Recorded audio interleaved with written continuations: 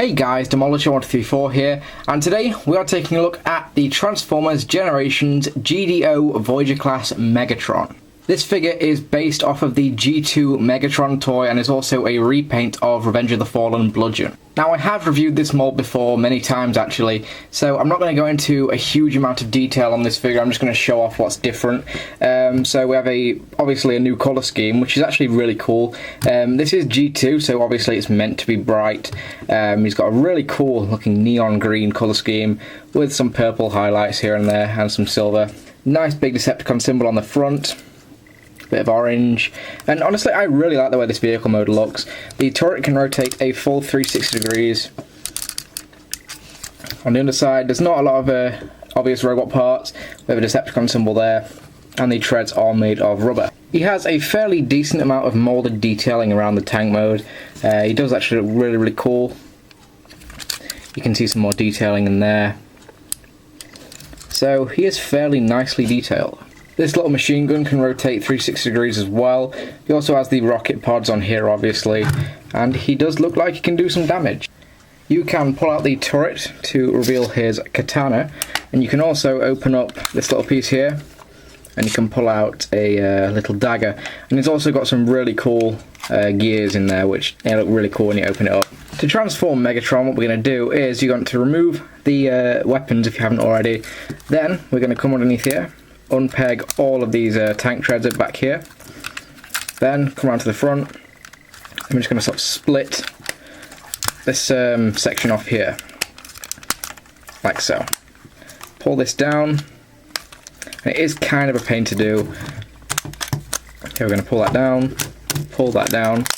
and just sort of fold them out halfway. Then what we're going to do is take these panels here, flip them back, lift this piece up and rotate these forward. Then we have to sort of push this until it snaps, and then just peg those two pieces in, just like that. Then I'm going to rotate the knees around like that, flip these pieces back, open them up and reveal the foot here.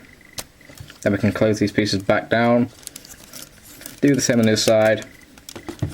And sometimes it does get a little bit locked on mine. There we go. And there is another foot. Coming up to the top here, we're going to split this section here and just fold it down like that. Rotate these pieces down. Unpeg the arm from underneath here. Flip out the hand just like so. Flip that piece down. Same again on the other side. Flip down the arm. Flip that down, and finally we are just going to push this section in for the head reveal. Just close that down, and there is the Generations GDO Megatron in his pretty cool looking robot mode. Now, as you can see in robot mode, Megatron does have a new head sculpt, which is actually really nice. I'm glad they actually remolded the head, otherwise it just wouldn't have been Megatron at all. So the head does look very Megatron-esque. As for the rest of his body, I'm not entirely sold on it. I just really don't think that Megatron suits the samurai look that this mold is based from. That being said, although it doesn't suit Megatron, it definitely does look cool. You can take the weapons just like before and you can put them in his hands, which is kind of a pain to do.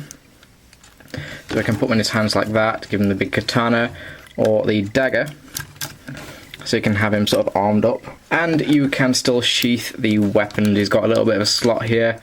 You can put the katana through that.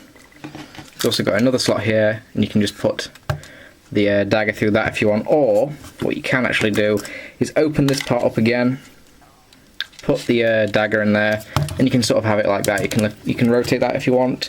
Let me just zoom out a little bit. So yeah, you can store the weapons a variety of different ways. For articulation, Megatron's head can rotate left and right. It is very hampered just by the way it's moulded, so he can't rotate 360 degrees unfortunately. But you know, what's he got to look at back there? Can rotate the shoulders 360 degrees, bend at the elbow, also bend in another place at the elbow. The hand can sort of move. He's got no waist articulation. He's got a ratchet joint up here. Can also bend in and out. Bend at the knee, and that is really stiff. And you can also rotate at the knee, and the feet do pivot. Let's just get a really quick close-up on the new head sculpt, just so I can show that off a little bit better. It's very Megatron faithful. I mean, it does look very, very cool. I love the red eyes. I really wish that his lips weren't as pronounced, though, but it's really not that much of a problem. But that is it for Transformers Generations GDO Megatron. Overall, I think this is a really good figure, and I do highly recommend it. If you want to get your hands on this toy, check out Kapow Toys, that's where I got mine from, and I will see you guys later. Take care.